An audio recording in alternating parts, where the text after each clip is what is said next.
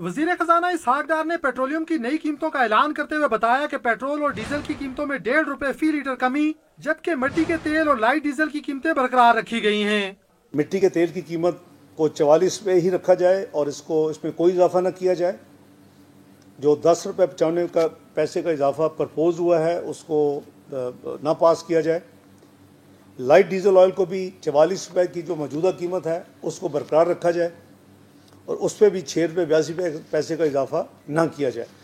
Petrol और diesel में आज रात 12 बजे के बाद यानी 1 जुलाई से डेढ़ रुपए की कमी की जा रही है। निर्खों में कमी के बाद पेट्रोल की नई कीमत ₹72.80 से कम होकर ₹71.30 और डीजल की नई कीमत ₹81.40 फी लीटर से कम होकर ₹79.90 फी लीटर हो गई है। पेट्रोलियम मसनूआत की नई कीमतें रात 12 बजे से नाफिजुल अमल होंगी। साथी रिपोर्टर सनाउल्लाह खान के साथ मोहम्मद बिलाल, डॉन न्यूज, इस्लामाबाद।